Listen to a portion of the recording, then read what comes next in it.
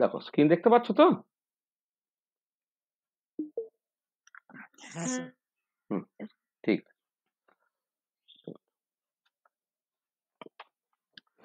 দেখো জয়েন করে যাচ্ছে এখন।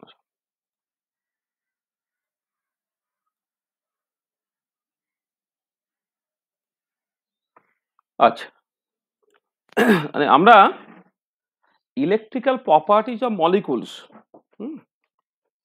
এইটা একটু স্টার্ট করছি। আচ্ছা, ইলেকট্রিক্যাল প্রপার্টিজ অফ মলিকুলসটা এই কাজের কি আছে যদি তুমি দেখো সেইভাবে, মানে সিলেবাসটা আসলে ক্যালকাটা ইউনিভার্সিটিতে 6 সেমিস্টারে ইলেকট্রিক্যাল প্রপার্টিজ অফ মলিকুলস আছে। আর আদার দ্যান ক্যালকাটার ম্যাক্সিমাম জায়গাতে হচ্ছে 6 সেমিস্টারের আগেই হচ্ছে ইলেকট্রিক্যাল প্রপার্টিজ অফ মলিকুলস হয়ে যাচ্ছে। যেমন তোমাদের যাদের other than see you 4th semester যাদের, তাদেরও দেখবে এই ইলেকট্রিক্যাল প্রপার্টিজ অফ মলিকুলসটা হচ্ছে তোমার থেকে যাচ্ছে। আসলে ইলেকট্রিক্যাল প্রপার্টিজ অফ মলিকুলসটা দরকার, তার কারণটা হচ্ছে আমি আমি এমএসসিরও দু একজন ছেলে যারা দরকার মানে দেখে নিয়েছি।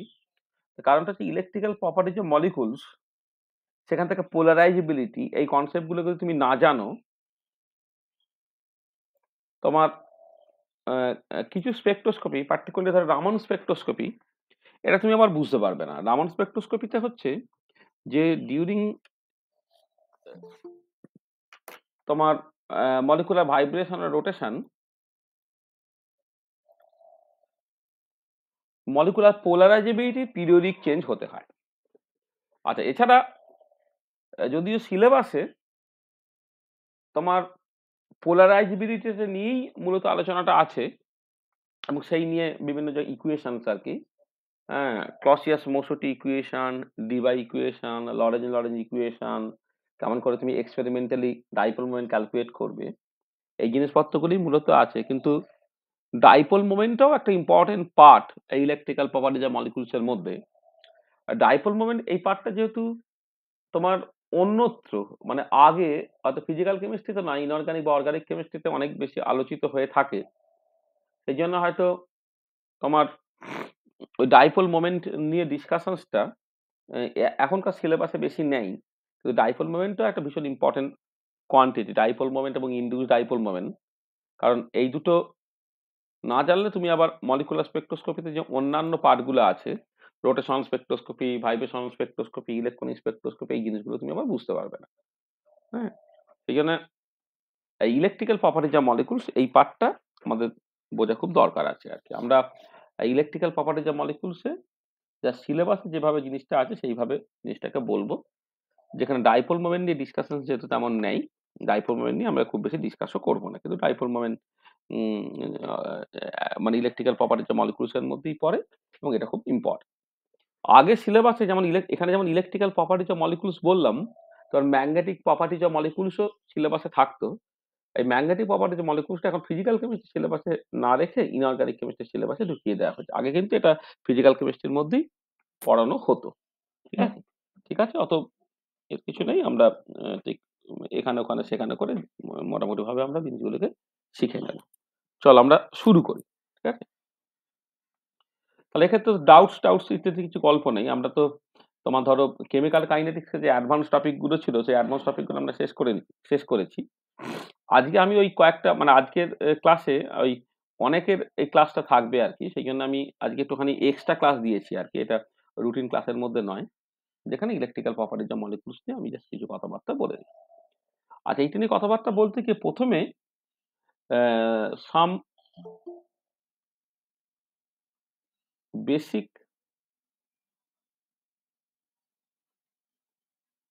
কনসেপ্ট অফ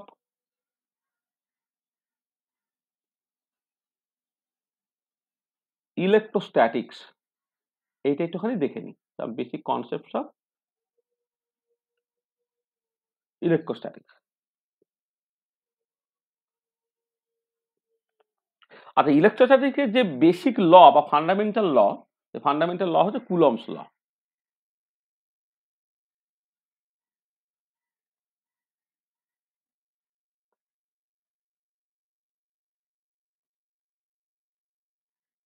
স্ট্যাটিক্স হচ্ছে আমার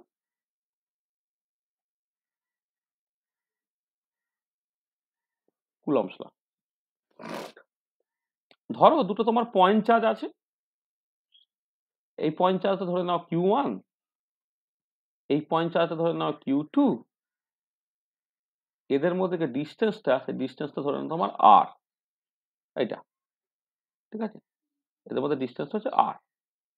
তাহলে এদের মধ্যে একটা ফোর্স কাজ করে, যে ফোর্সটা actually proportional to Q1 into Q2, charge দুটো গুণফলের সঙ্গে প্রপোর্শনাল, আর এটা প্রপোর্শনাল টু 1/r²। তাদের মধ্যে দুটো পয়েন্ট চার্জের মধ্যে ডিস্টেন্স, যেটা যদি R হয়, এটা 1/r² এর সঙ্গে প্রপোর্শনাল টু, মানে মানে মানে আর তার ডিস্টেন্স, এটা ডিস্টেন্সের স্কোয়ারের সঙ্গে ইনভার্সলি প্রপোর্শনাল, এটা। আর এবারে এখানে এই যে ফোর্সের যে নেচারটা হচ্ছে, যদি Q1 and Q2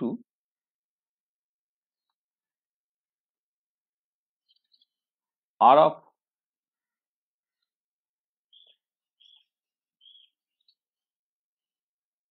অপোজিট চার্জের, যদি Q1 Q2 তোমার অপোজিট চার্জের হয়,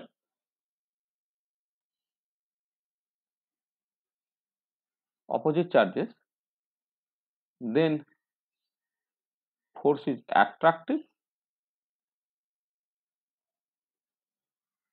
তোমার জানা আছে। আর উল্টো দিকে যদি এমন হতো যে if Q1 and Q2 are of same sign, opposite charge মানে সেম সাইন, মানে সেম অপোজিট সাইন আর কি, মানে পজিটিভ নেগেটিভ, আর দুটোই যদি পজিটিভ বা দুটো নেগেটিভ হয়, দেন ফোর্স ইজ রিপালসিভ। যেমন ম্যাগনেটের ক্ষেত্রে নর্থ পোল বা সাউথ পোল পাশাপাশি গেলে রিপালশন হয়, নর্থ পোল বা সাউথ পোল পাশাপাশি গেলে তবে অ্যাট্রাকশন হয়। এখানে চার্জ দুটো সেম চার্জ হলে, মানে দুটোই পজিটিভ চার্জ বা দুটোই নেগেটিভ চার্জ হলে তারা রিপেল করবে, আর একটা পজিটিভ চার্জ একটা নেগেটিভ চার্জ হলে তারা হচ্ছে একে অপরের সঙ্গে অ্যাট্রাক্ট করবে। এবারে যেটা ব্যাপার হচ্ছে যে এই যখন প্রপোর্শনালিটি তুমি বললে, এবার একটা প্রপোর্শনালিটি কনস্ট্যান্ট লাগবে, তাহলে আমরা কি লিখতে পারি, we can write ফোর্সটা একটা proportionality constant K into Q1 Q2 by R²। তার ফোর্সটা K into Q1 Q2 by R², এরকম ভাবে লিখতে পারছি, যেখানে Kটা একটা প্রপোর্শনালিটি কনস্ট্যান্ট। এই প্রপোর্শনালিটি কনস্ট্যান্টটা নিয়ে আমাকে অনেক কিছু আলোচনা করতে হবে। But K is the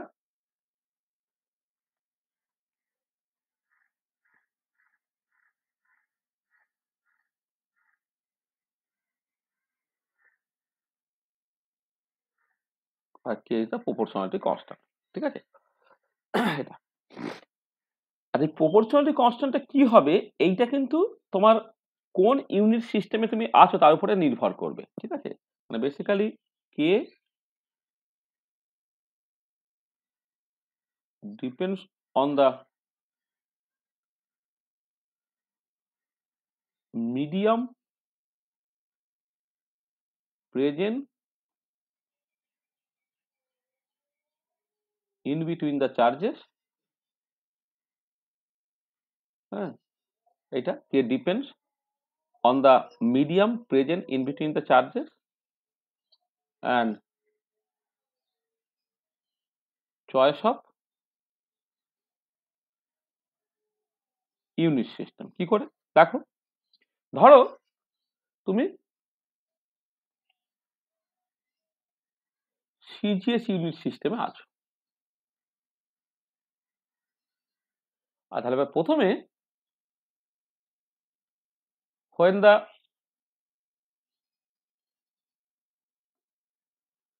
charges are placed in vacuum, মানে ধরো একদম দুটো চার্জের মাঝখানে কোনো মিডিয়াম নাই, একদম when the charges are placed in vacuum, তখন তুমি ফোর্সটাকে লিখতে পারো তোমার just simply Q1 Q2 by simply R²। এটাকে ফোর্সটা F0টাকে লেখো Q1 Q2 বাই R², এইটা Q1 Q2 by R²।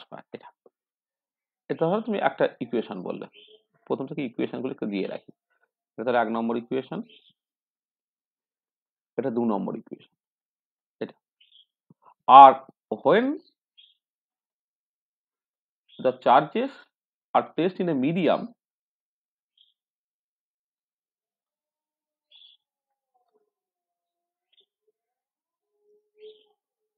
charges are placed in a medium, then ফোর্সটাকে লিখতে হয় সিজিএস ইউনিটে Q1 Q2 by d R square. আচ্ছা ডিটা কি? তাহলে ডিটা খেয়াল করে দেখো, এখানে ডিটা যেটা হলো সেটা যদি এই ইকুয়েশন থেকে দেখো তাহলে F0 বাই এফ, এইটা তার মানে যেটা তুমি লিখতে পারছো force between two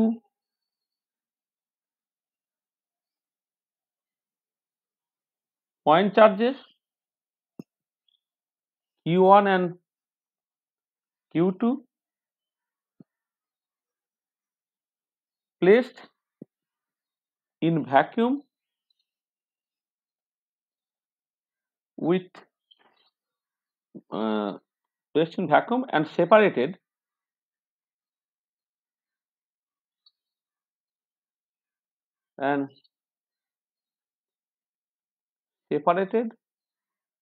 by a distance r divided by force between two point charges, ওই দুটো পয়েন্ট চার্জে আর কি, Q1 and Q2 placed in a medium and separated by a distance r।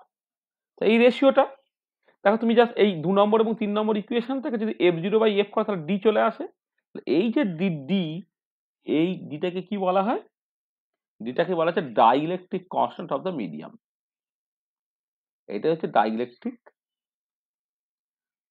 Constant of the medium. তাহলে দেখো, তাহলে dielectric constant of the medium তাহলে কি হচ্ছে না, তোমার দুটো পয়েন্ট চার্জ আছে, তাদের মধ্যে একটা ডিস্টেন্স তুমি ফিক্স করে দিলে, এবার চার্জগুলোকে তুমি একটা ভ্যাকুয়ামে বসাতে, তাহলে দেখো তাদের ফোর্সটা কতটা হচ্ছে, আর তাদেরকে একটা মিডিয়ামে বসাতে, তাহলে ফোর্সটা চেঞ্জ হয়ে যাচ্ছে। কি রেশিওতে সেই চেঞ্জটা হচ্ছে সেটাই হচ্ছে dielectric constant of the medium. এবং পরিষ্কার, যেহেতু এটা দুটো ফোর্সের ratio, this is a unitless quantity, this is এ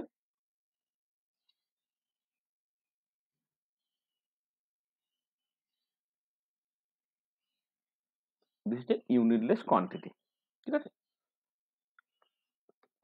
তাহলে ভ্যাকুয়ামের জন্য ডাইইলেকট্রিক কনস্ট্যান্ট কত লিখবো না, সেটা জাস্ট 1 লিখবো। মানে অ্যাজ ইফ জানো মিডিয়াম থাকলে এখানে ডি আছে আর ভ্যাকুয়াম থাকলে ডি এর জায়গায় 1 আছে, তাহলে আমি লিখতে পারি যে dielectric constant of the vacuum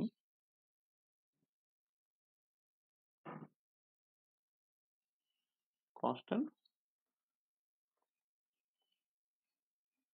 the vacuum সেটা হচ্ছে তোমার 1 হয়। ব্যাপারটা হচ্ছে এরকম, ধরো যদি আমি এরকম বলি যে, তাহলে আমি বললাম at 25 degree centigrade dielectric constant of water ধরো 78, এটা তাহলে at 25 degree centigrade dielectric constant of water 78। This means, এর মানেটা কি, if two point charges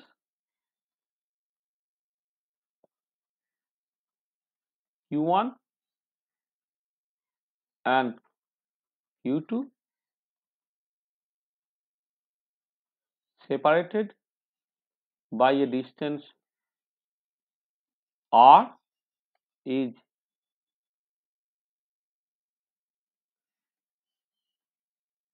placed from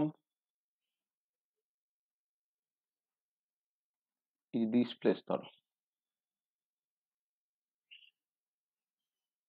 if a system of 2 point charges q1 q2 separated by a distance r is displaced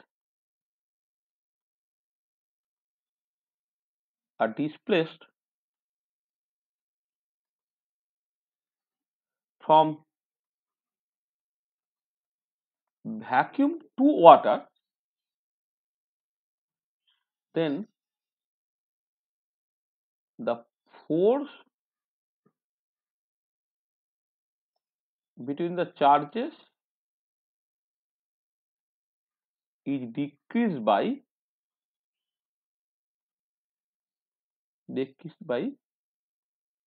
78 times. তাহলে মানে basically যদি বলি dielectric constant of water is 78, basically মানে হচ্ছে যে দুটো চার্জ আছে, ধরো পয়েন্ট চার্জ আছে, তাদের মধ্যে সেপারেশনটা তুমি ফিক্স করে দিয়েছো। এবারে ধরে নাও তাদের মধ্যে একটা চার্জগুলো তুমি ভ্যাকুয়ামের মধ্যে রেখেছো। তো ভ্যাকুয়ামের মধ্যে রাখলে তাদের মধ্যে একটা ফোর্স কাজ করবে। এবার চার্জগুলোর নেচার কি, তারা সেম চার্জ মানে সেম সাইন না অপোজিট সাইন তার মতো করে তাদের রিপালশন বা অ্যাট্রাকশন ছিল। এবারে তাদেরকে ভ্যাকুয়াম থেকে যদি তুমি জলের মধ্যে গিয়ে ফেলো, তাহলে মানে মানে সেই জলের মধ্যে ফেললে অন্যান্য এফেক্ট গুলো তুমি বাদ দিচ্ছ, তাহলে জলের মধ্যে ফেললে দেখবে যে চার্জগুলোর মধ্যে ফোর্সটা আগে যা ছিল তার 78 ভাগের 1 ভাগ হয়ে যাচ্ছে। তাহলে এই যে 78 ভাগে 1 ভাগ হয়ে যাচ্ছে মানেই হচ্ছে ডাইইলেকট্রিক কনস্ট্যান্ট অফ ওয়াটার হয়ে গেল 78। দেখো এই ডেফিনেশন থেকে তোমার কাছে সেটাই পরিষ্কার হচ্ছে। তো ডাইইলেকট্রিক কনস্ট্যান্ট একটা ভীষণ ইম্পর্টেন্ট ইউনিটলেস কোয়ান্টিটি, এটা তোমাকে এখানে খেয়াল রাখতে হবে। আর এখানে একটা জিনিস বলে নিই যে যখন তুমি এই F ইকুয়াল টু CGS এ F equal to Q1 Q2 by d r স্কোয়ারটাকে লিখছো, then F will be in dyne, ফোর্সটা তোমার ডাইনে হবে। CGS তো চার্জগুলো Q1 and Q2 will be in CGS unit of charge হচ্ছে ESU, আর R will be in centimetre, আর D তো ইউনিটলেস। তার মানে পরিষ্কার তুমি দেখতে পাচ্ছ যে ফোর্সটাকে তুমি ডাইন বলো, তাহলে dyne is equivalent to ESU square centimetre to the power -2। এটা মাথায় রাখবে, এটা অনেক সময় ইউনিট কনভার্সনের সময় এটা খুব কাজে লাগে, যে ডাইনটা হচ্ছে ESU square into centimetre to the power -2 এটা। তাহলে কুলম্বস লটাকে যদি সিজিএস ইউনিট সিস্টেমে করো তাহলে কেমন হচ্ছে তুমি দেখে নিতে পারলে। আচ্ছা, এবারে যদি আমি এসআই ইউনিট সিস্টেমে পুরো জিনিসটাকে দেখি, এসআই ইউনিট সিস্টেম আর লিখতে নাই, কারণ এসআই এর মধ্যে সিস্টেম ইন্টারন্যাশনাল আছে বলে এখানে আলাদা সিস্টেমটাকে লেখার দরকার নেই। এসআই ইউনিট এক্ষেত্রে হচ্ছে when the charges are placed in a placed in vacuum, প্রথমে লিখি in vacuum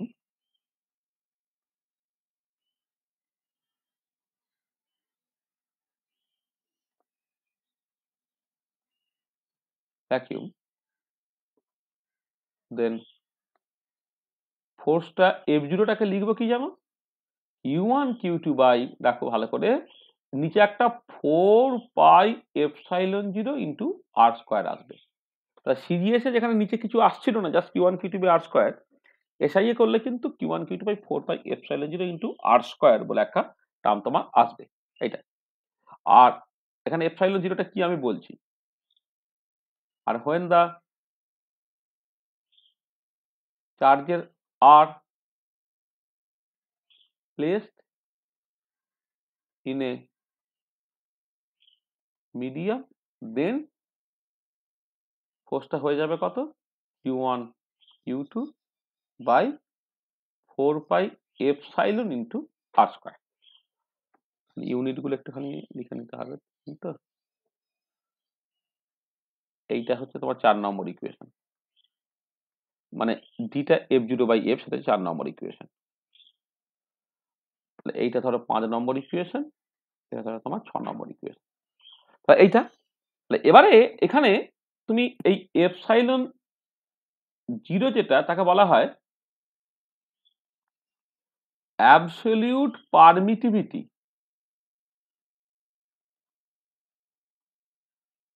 of the vacuum, absolute permittivity of the vacuum। আচ্ছা, এর একটা স্পেসিফিক ভ্যালু আছে, সেই ভ্যালুটা হচ্ছে 8.854187। শেষে 187 টা মনে না রাখলেও চলবে। হ্যাঁ, মোটামুটি হবে 8.854187 ইন্টু 10⁻⁻12। আচ্ছা, ইউনিটটা খেয়াল করে দেখো, এপসাইলন জিরোর ইউনিটটা হচ্ছে তোমার ফোর্সটা, তুমি এপসাইলন জিরোটাকে বাঁ দিকে পাঠিয়ে দাও, এফ জিরোটাকে নিচে পাঠাও। যেহেতু তোমার ফোর্সটাকে নিউটনে লিখবো, চার্জগুলোকে কুলম্বে লিখবো, আর আরটাকে তুমি মিটারে লিখবে, সেখানে এর ইউনিটটা হবে হচ্ছে তোমার coulomb square newton inverse metre to the power -2, এটা হবে তার ইউনিট। এটা একটা ইউনিভার্সাল কনস্ট্যান্ট। হ্যাঁ, এটা কিন্তু একটা ইউনিভার্সাল কনস্ট্যান্ট, মাথায় রাখবে তুমি কনস্ট্যান্ট। আর এপসাইলনটাকে বলা হবে absolute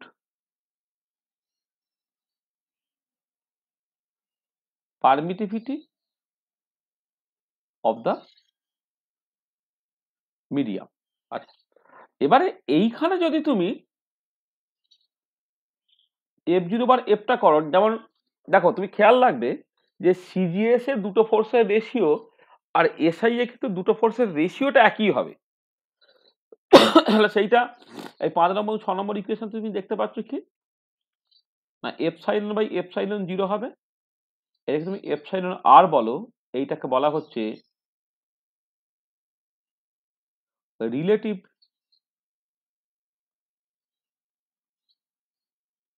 permittivity of the medium. This is the relative permittivity of the medium.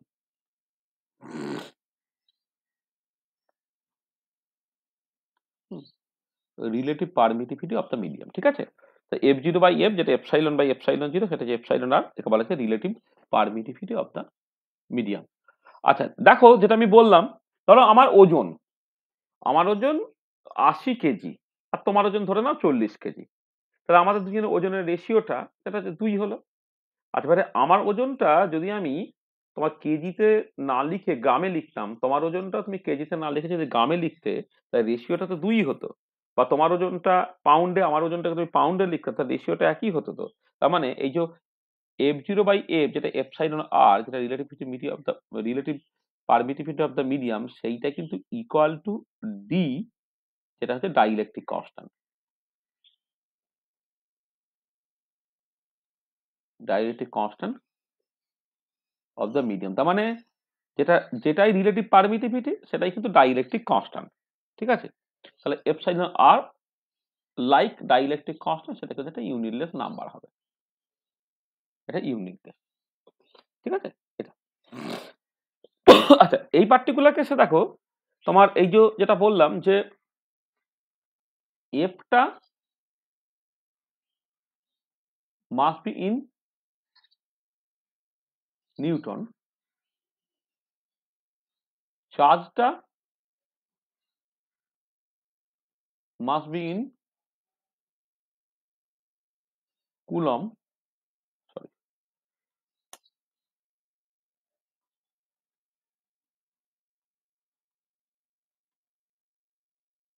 হ্যাঁ, চার্জটা হচ্ছে তোমার কুলম্বে থাকবে, ক্যাপিটাল সি লিখলাম। আর আরটা হচ্ছে মাস্ট বি ইন মিটার, সেটাকে আমি এম লিখছি। তাহলে খেয়াল করে রাখো, তাহলে এবারে যদি আমি এফ ইকুয়াল টু, যদি এটা বলি Q1 Q2 by 4 pi epsilon into r square, তাহলে সেখান থেকে তুমি এপসাইলনটা যদি লেখো, কি হচ্ছে না, Q1 Q2 বাই এপসাইলন বা 4 পাই এপসাইলন যাই বলো না কেন, এখানে 4 পাইটা তুমি রাখলে এফ ইন্টু আর স্কোয়ার হয়ে গেল। তার মানে এসআই ইউনিট অফ এপসাইলনটা অটোমেটিক্যালি চলে আসবে কি, coulomb square newton into metre to the power -2, এইটা। তাহলে অনেক সময় এপসাইলন বা 4 পাই এপসাইলন, এটা অ্যাকচুয়ালি ইম্পর্টেন্ট, বা অনেক সময় 4 পাই এপসাইলন জিরো হচ্ছে তোমার ইম্পর্টেন্ট, তার কিন্তু এসআই ইউনিটটা হচ্ছে coulomb square newton inverse metre to the power -2। এটা যদি তুমি করো, তাহলে সবকিছু তোমার কনসিস্টেন্ট হবে। ঠিক আছে, তাহলে দেখো, তাহলে আমরা এই কুলমস ল এইটা একটুখানি বলে রাখলাম। হ্যাঁ, এবার কুলম্বস লটা সিজিএস একরকম, এসআই একরকম। তাহলে এইখান থেকে যে জিনিসটা অ্যাকচুয়ালি আমাদের ভীষণ ইম্পর্টেন্ট, মানে কুলম্বস ল তো আমরা জানো, কিন্তু যেটা আমাদের actually electrical properties of molecules নিয়ে কথাবার্তা বলতে গিয়ে দেখবে আমরা যখন ক্লসিয়াস মোসোটি ইকুয়েশন, ডিবাই ইকুয়েশন বা লরেন্জ লজ ইকুয়েশন ইত্যাদি নিয়ে কথাবার্তা বলবো, তখন ডাইইলেকট্রিক কনস্ট্যান্ট বা রিলেটিভ পারমিটিভিটি কিন্তু একটা ইম্পর্টেন্ট পার্ট হবে। তাহলে এই ডাইইলেকট্রিক কনস্ট্যান্ট বা রিলেটিভ পারমিটিভিটিটা সেইটা অ্যাকচুয়ালি কি জিনিস, যেটা আমাদের যে চেনা নলেজ থেকে আমরা বের করে রাখলাম। আর দুটো টার্ম একটুখানি বলে রাখি, সেটা হচ্ছে তোমার ইলেকট্রিক ফিল্ড বলে একটা জিনিস আছে। ইলেকট্রিক ফিল্ড সেটা ই দিয়ে এক্সপ্রেস করা হচ্ছে, সেটা কিছুই না, ফোর্সকে তুমি জাস্ট চার্জ দিয়ে ভাগ করলে তোমার ইলেকট্রিক ফিল্ডটা হয়ে যাবে। তার মানে বেসিক্যালি কিছুই না, একটা চার্জ আছে, সেইখান থেকে আর ডিস্টেন্সে তুমি একটা ইউনিট পজিটিভ চার্জ রাখলে, তাহলে যে ফোর্সটা কাজ করবে সেটাই হচ্ছে তোমার ইলেকট্রিক ফিল্ড। তার মানে তুমি যদি ফোর্সটাকে ক্যালকুলেট করো, তাহলে ইলেকট্রিক ফিল্ড যদি তোমার বলে দেওয়া থাকে, তার সঙ্গে চার্জ গুণ করলে তুমি ফোর্সটাকে পেয়ে যাবে। এইটা। আর একটা হচ্ছে ইলেকট্রিক পোটেনশিয়াল বলে একটা টার্ম আছে।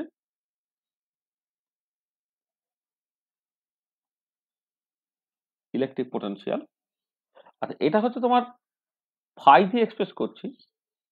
ফাইটা ধরো আর এর ফাংশন, এটা হয় হচ্ছে তোমার একটা চার্জ ডিভাইডেড বাই,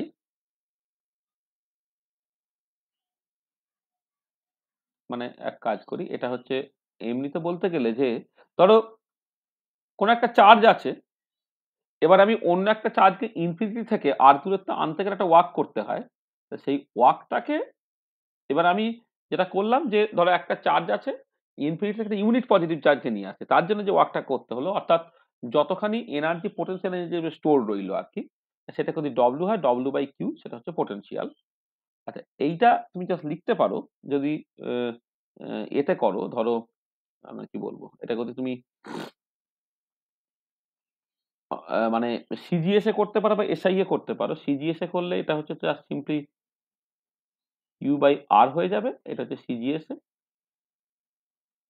অবশ্য অ্যাকচুয়ালি একটা ডি রাখা উচিত, অথবা এটা q by 4 pi epsilon into r হবে, সেটা হচ্ছে এসআই এ হলে। এইটা আচ্ছা, এইটাও তো মনে রাখার দরকার নেই, যেটা মনে রাখবে সেটা হচ্ছে এই যে নেগেটিভ গ্রেডিয়েন্ট অফ পোটেনশিয়াল, এইটা সেটা হচ্ছে ইলেকট্রিক ফিল্ডের সঙ্গে সমান হয়। কারণ এখানে একটা সাইনের ব্যাপার আছে, যে তোমার এই পোটেনশিয়ালটা পজিটিভ না নেগেটিভ, সেই পুরো ব্যাপারগুলো হচ্ছে জাস্ট তাদের মধ্যে, মানে বেসিক্যালি দেখো না, তুমি যখন ইনফিনিটি থেকে একটা চার্জকে, একটা চার্জ ছিল, পয়েন্ট চার্জ ছিল, ধর এখানে একটা ধরো পয়েন্ট চার্জ ছিল, ঠিক আছে, একটা কিউ প্রাইম চার্জ আছে। এবার আমি ইনফিনিটি থেকে একটা চার্জকে ধরে নাও এইখান থেকে এই আর দূরত্বে তোমার নিয়ে আসছি, আর দূরত্বে নিয়ে আসছি, একটা কিউ চার্জকে আমি নিয়ে এলাম, ঠিক আছে। আচ্ছা এবার এই চার্জটা যদি তোমার অপোজিট চার্জ হয়, তাহলে সে অটোমেটিক্যালি আসবে, তা তোমাকে কোনো ওয়ার্ক নিজে থেকে করতে হবে না, work done by the system হবে। আর যদি তারা মানে যদি সেম চার্জের হয়, তাহলে কিন্তু তোমাকে জোর করে নিয়ে আসতে হবে, তাহলে work done on the system হবে। তার মতো করে পোটেনশিয়াল এনার্জি কখনো পজিটিভ হবে বা কখনো নেগেটিভ হবে। এই চার্জটাকে তোমার যেটা হয়ে যাচ্ছে একটা ইউনিট পজিটিভ চার্জ। তাহলে ইনফিনিটি থেকে এটা এটা ইনফিনিটি ছিল, সেইখান থেকে একটা ইউনিট পজিটিভ চার্জকে আর দূরত্ব আনার জন্য যে পোটেনশিয়াল এনার্জিটা স্টোর হলো বা যে ওয়ার্কটা করতে হলো, সেটাই হচ্ছে তোমার পোটেনশিয়াল। তাহলে পোটেনশিয়ালের সঙ্গে ইলেকট্রিক ফিল্ডের সম্পর্ক হচ্ছে minus d phi by d r, সেটা হচ্ছে ই। এইটুকু জাস্ট সিম্পলি মনে রাখবে, ঠিক আছে। তাহলে যেটা মনে রাখবে যে পোটেনশিয়াল, ইলেকট্রিক পোটেনশিয়ালের সঙ্গে চার্জ দিয়ে গুণ করলে তুমি নেটওয়ার্কটা পেয়ে যাবে, আর ইলেকট্রিক ফিল্ডের সঙ্গে চার্জ দিয়ে গুণ করলে ইলেকট্রিক ফিল্ডটা পেয়ে যাবে। আমাদের এইটুকু জানলেই মোটামুটি ভাবে চলবে আর কি, ঠিক আছে। বাকি তো ঠিক আছে, বাকি যখন প্রয়োজন হবে তখন আমরা আরো যদি কিছু লাগে তাহলে সেই নিয়ে কথাবার্তা গুলো বলে নেব। এবারে আমি চলে আসছি তোমার মলিকুলে। তাহলে আমি দেখো প্রথমে কি করলাম, খুব মানে briefly some basic concept of electrostatic বললাম, যেখানে কুলম্বস ল বলা হয়েছে, সেটা সিজিএস এবং এসআই ইউনিটে। চার্জগুলো ভ্যাকুয়ামে থাকলে কি হয়, চার্জগুলো মিডিয়ামে থাকলে কি হয়, ডাইইলেকট্রিক কনস্ট্যান্ট ডিফাইন করা হয়েছে, অ্যাবসলিউট পারমিটিভিটি অফ দ্য মিডিয়ামের মানে গেছে আমি বুঝেছি। হ্যাঁ, তারপরে তোমার রিলেটিভ পারমিটিভিটির মানে তুমি বুঝেছি, কার ইউনিট আছে কার ইউনিট নেই। হুম, তারপরে সিজিএস এবং এসআই এর একটা অসুবিধা সবসময় হচ্ছে যে একটা ইউনিট সিস্টেম থেকে আরেকটা ইউনিট সিস্টেমে যদি নিয়ে যাওয়া হয়, তাহলে কিন্তু ওই কনস্ট্যান্ট ভ্যালুগুলো কিন্তু পাল্টে যায় আর কি। হুম, সেইগুলো কেমন করে পাল্টাবে সেই সব জিনিস নিয়ে আমি জাস্ট আলোচনাটাকে করেছি। আচ্ছা, এবার আমি চলে আসছি তোমার মলিকুলের ক্ষেত্রে চলে আসছে। ধরো আমি এবারে ফিরে আসছি মলিকুলের ক্ষেত্রে। Molecule and its electrical property।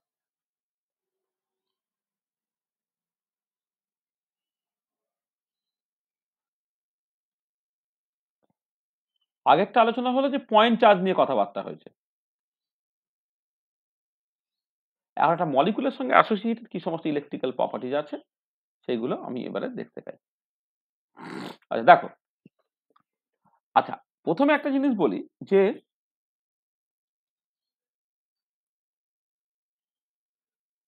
কোন একটা পার্টিকুলার মলিকুল তাকে দুটো ক্যাটাগরিতে ভাগ করা হয়। কিছু কিছু মলিকুল হচ্ছে পোলার মলিকুল, আর কিছু কিছু মলিকুল হচ্ছে নন পোলার মলিকুল। তাই যে পোলার এবং নন পোলার এই ব্যাপারটা অ্যাকচুয়ালি তুমি কেমন করে ভাবছো? ধর একটা মলিকুল যখন কনসিডার করবে, সে মলিকুল মানে তো তোমার একটা চার্জ নয়, অনেক চার্জ আছে, অনেক রকমের চার্জ আছে। এই চার্জগুলো কেউ পজিটিভ চার্জ, কেউ নেগেটিভ চার্জ ইত্যাদি হতে পারে। এবার আমি কি করছি না, সেই এই ধরো এইখান থেকে একটা সার্টেন দূরত্বে, ধরে নাও এই সেন্টার, মলিকুলার সেন্টারকে যদি কনসিডার করি, তাহলে মলিকুলার সেন্টার থেকে আমি আর দূরত্বে ধরে নাও একটা ইউনিট পজিটিভ চার্জ রেখেছি। হ্যাঁ, একটা ইউনিট পজিটিভ চার্জ ধরো আমি রেখেছি এখানে। আচ্ছা এবারে এই যে ইন্ডিভিজুয়াল যে চার্জগুলো আছে, সেই ইন্ডিভিজুয়াল চার্জগুলো সেটা পজিটিভ হতে পারে, নেগেটিভ হতে পারে, সে এই যে চার্জটার উপরে বিভিন্ন রকমের ফোর্স কাজ করবে। হ্যাঁ, মানে ধরো একটা ফোর্স হয়তো এদিকে কাজ করলো, মানে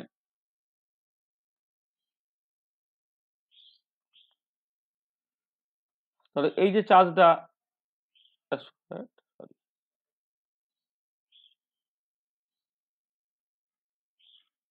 এই যে চার্জটা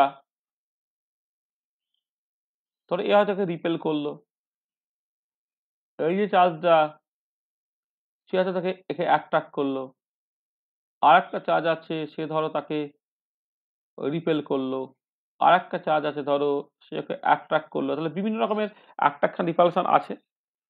আচ্ছা যাই থাক না কেন, তার জন্য তুমি একটা রেজাল্টেন্ট ফোর্স পাচ্ছ, তার রেজাল্টেন্ট ফোর্সটা ধরে নাও তোমার এই দিকে কাজ করছে, এটা হচ্ছে এফ। রেজাল্টেন্ট ফোর্সটা ধরো তোমার এই দিকে কাজ করছে। আচ্ছা এবারে তাহলে এই যে আমি মলিকুল থেকে আর দূরত্বে একটা ইউনিট পজিটিভ চার্জ রেখেছি, আর একটা মলিকুলের যে ইন্ডিভিজুয়াল যে চার্জগুলো আছে তারা এই পার্টিকুলার ইউনিট পজিটিভ চার্জের উপরে একটা ফোর্স, মানে প্রত্যেকটা চার্জ আলাদা আলাদা করে কিছু ফোর্স দিচ্ছে। তার জন্য একটা ওভারঅল এফেক্ট তুমি দেখতে পাচ্ছ, একটা রেজাল্টেন্ট ফোর্স পাচ্ছ।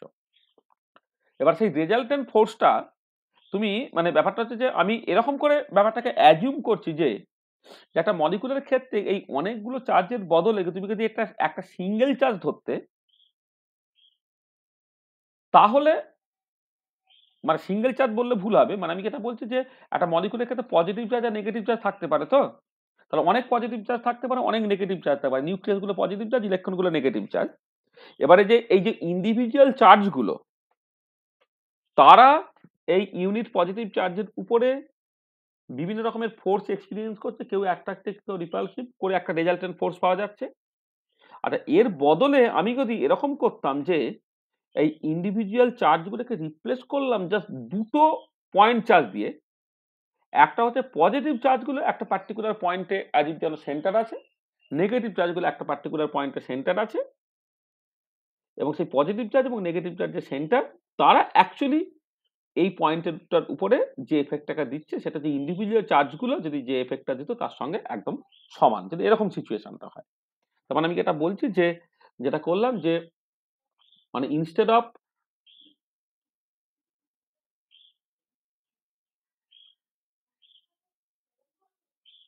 considering individual charges, we may assume that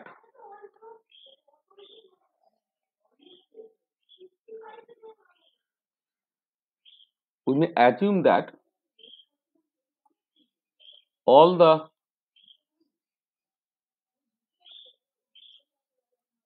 positive charges are centered at a point to give a positive pole, and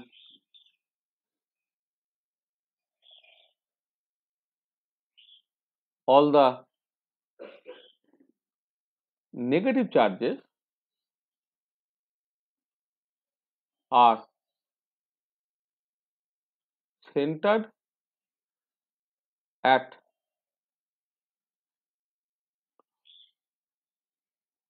a point to give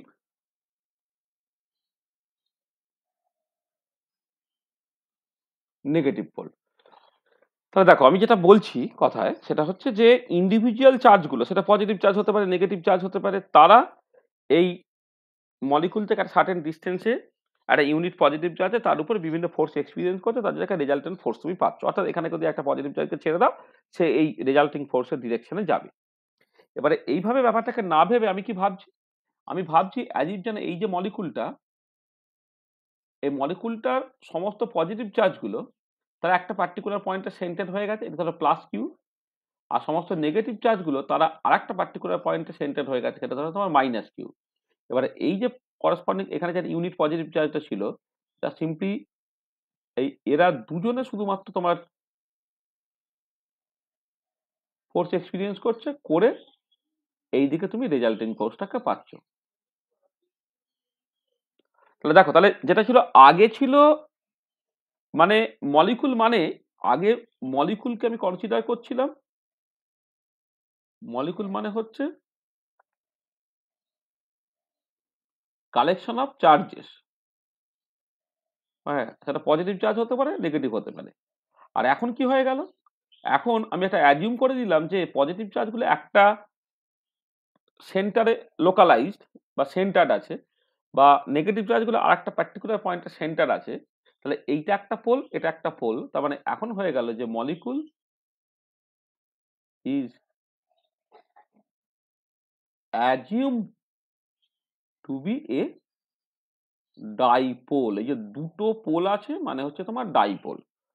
তাহলে দেখো, তাহলে ডাইপোলের কনসেপ্টটা কি করে আসছে, একটা মলিকুলের ক্ষেত্রে কিন্তু দুটো পোল তো থাকে না। একটা ম্যাগনেটের ক্ষেত্রে যেমন নর্থ পোল সাউথ পোল থাকে, তাহলে মলিকুলের ক্ষেত্রে তোমার তো মাত্র দুটো চার্জ নয়, একটা মলিকুলের ক্ষেত্রে অনেক চার্জ থাকতে পারে, অনেকগুলো নিউক্লিয়াস থাকতে পারে, তাদের পজিটিভ চার্জ আছে, অনেকগুলো ইলেকট্রন থাকতে পারে, তাদের নেগেটিভ চার্জ থাকতে পারে। কারণ মলিকুল কি actually collection of charge particle. তাহলে সেই মলিকুলকে আমি ডাইপোল হিসেবে ভাবছি বা অ্যাজিউম করছি কেন, আমি ধরে নিচ্ছি যে পজিটিভ চার্জগুলো তারা যেন একটা পার্টিকুলার সেন্টার থেকে কাজ করছে, যাকে সেন্টার অফ পজিটিভ চার্জ বলা হচ্ছে। নেগেটিভ চার্জগুলো একটা পার্টিকুলার সেন্টার থেকে কাজ করছে, অ্যাজ ইফ যেন তাকে তুমি সেন্টার অফ নেগেটিভ চার্জ বলছো। তার মানে অ্যাকচুয়ালি পার্টিকুলার মলিকুলটা একটা পজিটিভ পোল আছে, একটা নেগেটিভ পোল আছে, তাহলে এই কম্বিনেশনটা হয়ে গেল তোমার অ্যাকচুয়ালি একটা ডাইপোল। ঠিক আছে, তাহলে molecule is assume to be a dipole. আচ্ছা, এবারে যদি এরকম হতো যে if the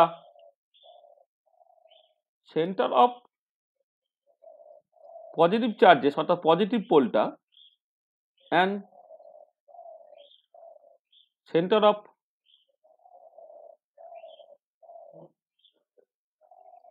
negative charges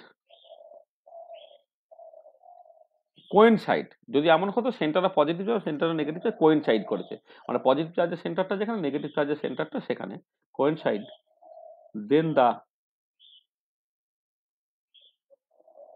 molecule is non polar.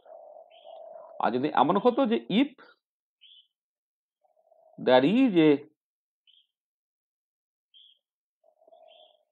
Separation between the centres of positive charges and negative charges, মানে পজিটিভ চার্জের সেন্টার এবং নেগেটিভ চার্জের সেন্টারের মধ্যে যদি একটা সেপারেশন থাকে,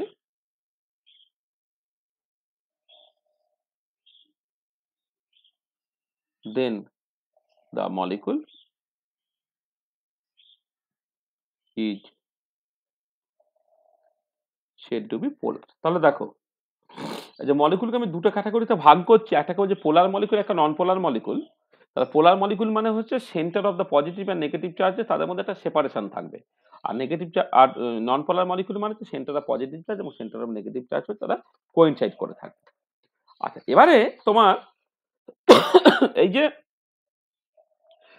যদি তোমার ডাইপোলটা ধরো এমন হলো যে এইটা হচ্ছে তোমার পজিটিভ পোল, আচ্ছা নেগেটিভ পোল, এইখানে হচ্ছে চার্জ যেটা আছে এটা প্লাস কিউ, এটা হচ্ছে মাইনাস কিউ।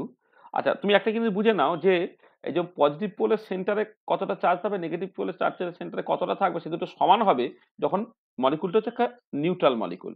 তাহলে হচ্ছে ফর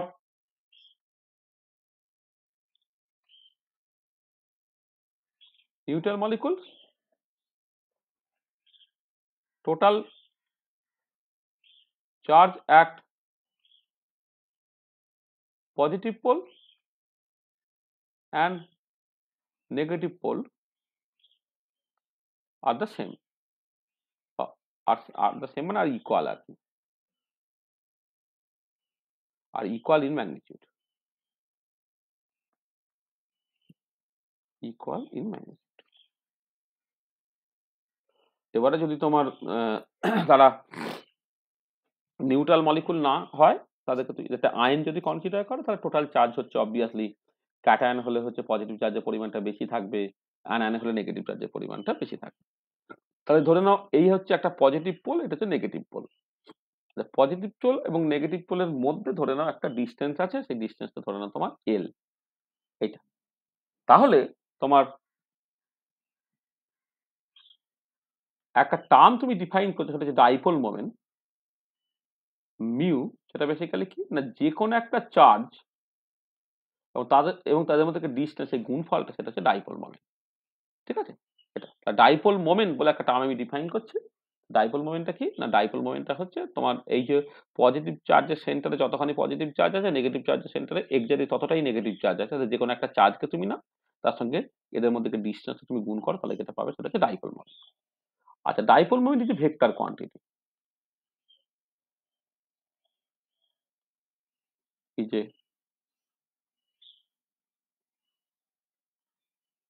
ভেক্টর কোয়ান্টিটি, ঠিক আছে। আচ্ছা, কেমিস্ট কনভেনশনে কনভেনশন হচ্ছে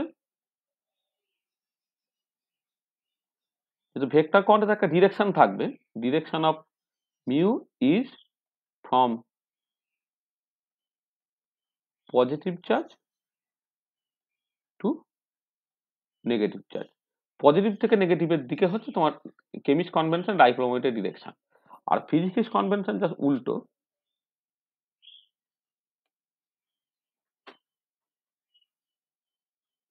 physics convention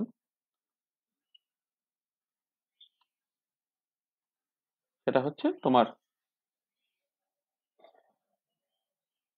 direction of mu is from negative charge to positive charge. ধরো আমি এরকম বলছি, ধরো আমি HCl একটা মলিকুল তুমি কনসিডার করো, আমি কেমিস্ট বলে কেমিস্ট কনভেনশনই জাস্ট বলছি। HCl ক্লোরিন যেহেতু মোর ইলেকট্রোনেগেটিভ, সেখানে চার্জটা এইচ পাশের দিকে ডেল্টা পজিটিভ চার্জ থাকবে, সিএল মাইনাস দিকে ডেল্টা নেগেটিভ চার্জ থাকবে। সেখানে এক্ষেত্রে ডাইপোল মোমেন্টের ডিরেকশনটা কিন্তু এদিক থেকে এদিকে হবে। ধরো ধরো তুমি এরকম কনসিডার, মানে এই সেলের ক্ষেত্রে যেমন একটা বললাম। আচ্ছা, এবার অনেক সময় যেটা হয় যে তোমার একটা ওভারঅল মলিকুল যদি মানে কমপ্লেক্স মলিকুল যদি তুমি কনসিডার করো, সেটা ওয়াটার মলিকুল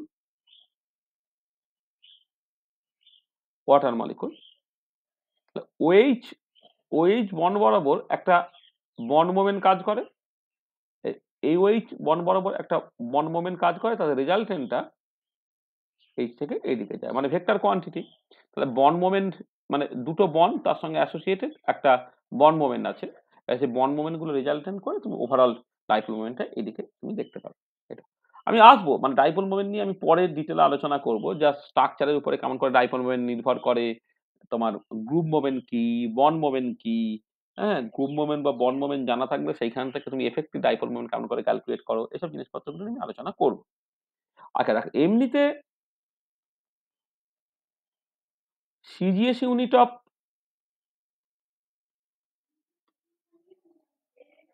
ডাইপোল মোমেন্ট তুমি লিখতে পারতে চার্জটা যদি ইএসইউ তে লেখো, ডিস্টেন্স যদি সেন্টিমিটারে লেখো, তাহলে ইএসইউ সেন্টিমিটার। আর SI unit of dipole moment, যেখানে চার্জটা তোমাকে কুলম্বে লিখতে হবে, ডিস্টেন্স হচ্ছে মিটারে লিখতে হবে, SI unit of dipole moment সেটাকে তুমি জাস্ট কুলম্ব মিটার লিখবে এটা।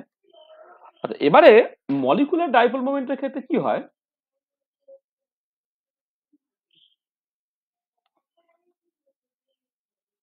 মলিকুলার ডাইপোল মোমেন্টের ক্ষেত্রে তুমি দেখতে পাবে যে চার্জ যেটা সেইটা কিন্তু of the order of 10⁻⁻10 ESU এই অর্ডারে।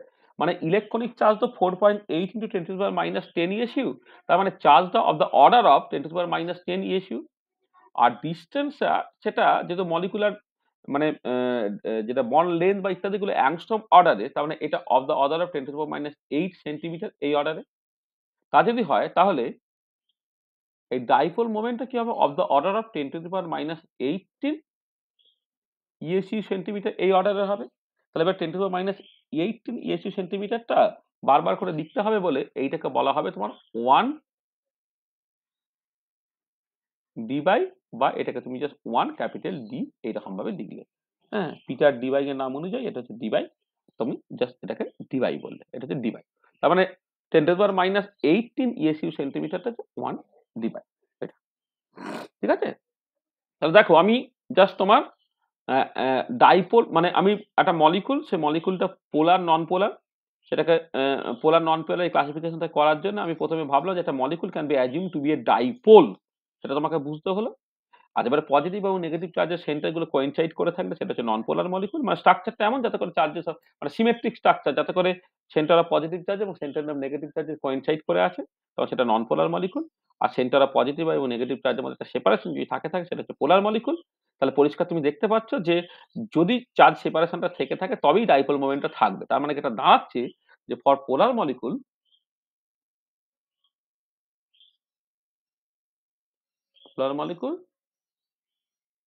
there is a permanent dipole moment, হ্যাঁ। আর for non-polar molecule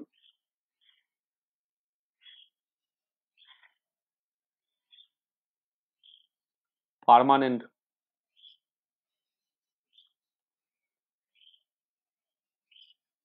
dipole moment is 0। তাহলে ডাইপোল মোমেন্ট অনুযায়ী বা পার্মানেন্ট ডাইপোল মোমেন্টের রেসপেক্টে তুমি জাস্ট পোলার এবং নন পোলার ক্লাসিফিকেশন করতে পারবে। পার্মানেন্ট ডাইপোল মোমেন্ট যদি তোমার নন জিরো হয় তাহলে সেটা পোলার মলিকুল, পার্মানেন্ট ডাইপোল মোমেন্ট যদি তোমার জিরো হয়ে যায় সেটা হচ্ছে নন পোলার মলিকুল। তবে পোলার মলিকুলে পার্মানেন্ট ডাইপোল মোমেন্ট আছে, নন পোলার মলিকুলে হচ্ছে পার্মানেন্ট ডাইপোল মোমেন্ট নেই। তাহলে ডাইপোল মোমেন্ট জিনিসটা কি আমি বললাম, তার সিজিএস এবং এসআই ইউনিট বললাম, মলিকুলার ডাইপোল মোমেন্টকে কেমন করে এক্সপ্রেস করা হয় সেটা বললাম, এবং ওই পার্মানেন্ট ডাইপোল মোমেন্টের উপরে বেস করে তুমি মলিকুলটাকে পোলার বা নন পোলার তুমি জাস্ট বলতে পারো। ঠিক আছে, বুঝতে পারা গেল?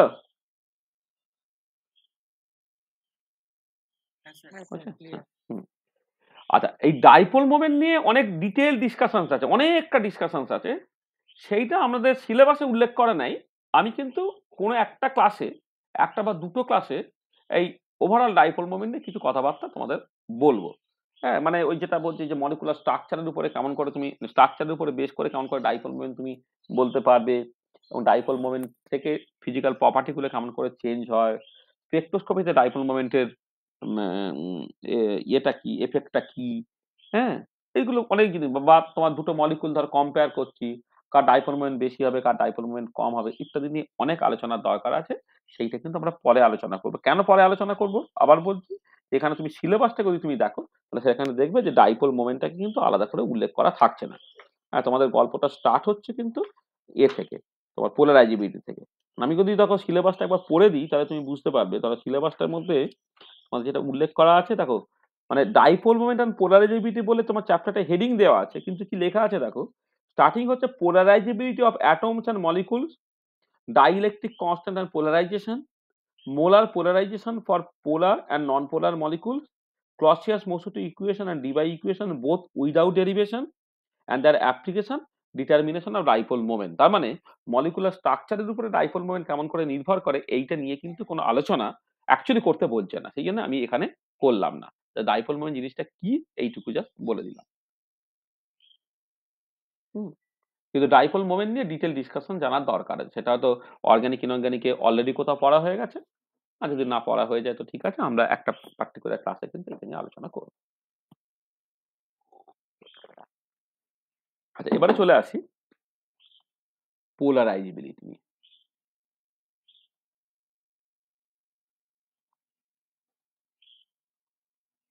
আচ্ছা, ধরো তুমি একটা নন পোলার মলিকুল কনসিডার করছো, কনসিডারে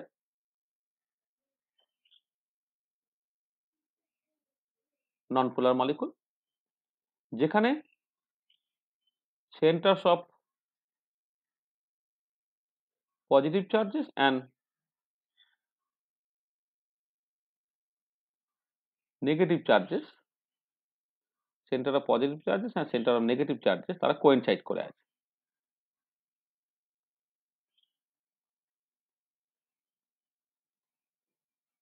coincide, ঠিক আছে, সেই জন্য permanent dipole moment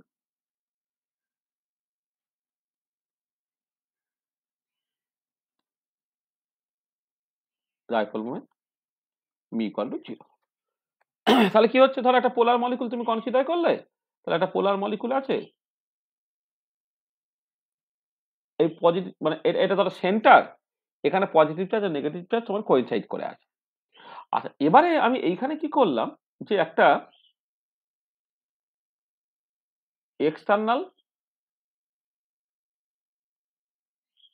electric field is applied. External electric field তুমি অ্যাপ্লাই করলে, তাহলে অ্যাপ্লাই করলে কি হবে না, depending on the nature of the external electric field, positive charge ধরো রিপেলড হচ্ছে, নেগেটিভ চার্জ তোমার অ্যাট্রাক্টেড হচ্ছে। তার মানে তাহলে যেটা হলো যে in presence of external electric field দেখা যাচ্ছে যে অর্থাৎ পজিটিভ চার্জের সেন্টারটা সেটা বেসিক্যালি কিছুটা ডান দিকে চলে গেছে, আর নেগেটিভ চার্জের সেন্টারটা সেটা তোমার বাঁ দিকে চলে এসেছে। মানে এক্সটার্নাল ইলেকট্রিক ফিল্ড হয়তো বাঁ দিক থেকে ডান দিকে তুমি অ্যাপ্লাই করছো, পজিটিভ চার্জটা রিপেলড হলো, রিপেলড হয়ে গিয়ে সরে গেল, আর নেগেটিভ চার্জটা সে অ্যাট্রাক্টেড হলো, সে কাছে চলে এলো। তার মানে দেখো একটা সেপারেশন তৈরি হয়ে গেছে, separation between the two centre has been developed. ঠিক আছে, তো তাহলে তাহলে তাহলে যখন ডেভেলপড হয়ে গেছে, তাহলে তাহলে in this case the molecule behaves as a dipole called the induced dipole। তা দেখো, একটা ইকুইলিব্রিয়াম জিওমেট্রিতে একটা মলিকুল আছে, কোনো এক্সটার্নাল ইলেকট্রিক ফিল্ড নেই, তখন মলিকুলটা যদি ডাইপোল হিসেবে বিহেভ করে সেটা হচ্ছে তোমার পোলার মলিকুল, যেখানে সেন্টার অফ পজিটিভ চার্জ এবং সেন্টার অফ নেগেটিভ চার্জের মধ্যে একটা সেপারেশন আছে। এবার তুমি এক্সট্রিম কেসে ধরে নিলে মলিকুলটা নন পোলার মলিকুল, যাতে করে সেন্টার অফ পজিটিভ চার্জ এবং সেন্টার অফ নেগেটিভ চার্জ ধরো কোইনসাইড করে আছে। এবার এক্সটার্নাল ইলেকট্রিক ফিল্ড দিলে তোমার কিন্তু একটা চার্জ সেপারেশন তৈরি হয়ে যাচ্ছে, পজিটিভ চার্জের সেন্টারটা হয়তো ডান দিকে সরে গেল, নেগেটিভ চার্জের সেন্টার হচ্ছে বাঁ দিকে সরে গেল, করে দেখো এখন সেটা একটা ডাইপোলের মতো বিহেভ করছে, এটাকে বলা হচ্ছে তোমার ইনডিউস ডাইপোল। তাহলে যদি ইনডিউস ডাইপোল হয়, তাহলে পরিষ্কারভাবে একটা ডাইপোল মোমেন্টও তৈরি হয়ে গেল। তার মানে এটা দাঁড়াচ্ছে যে ইন প্রেজেন্স অফ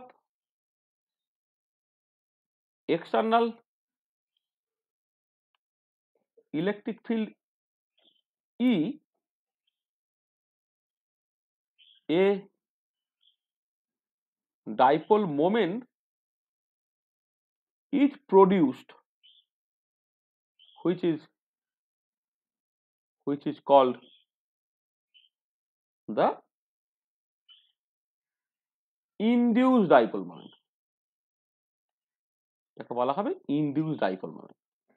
আচ্ছা,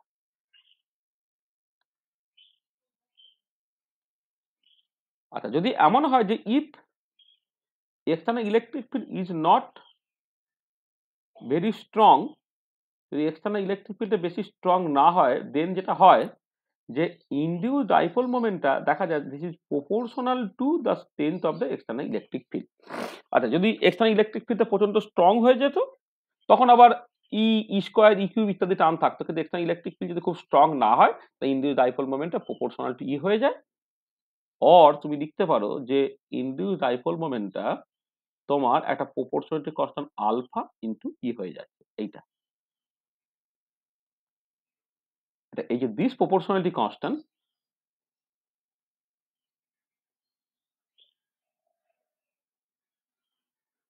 this proportionality constant alpha is called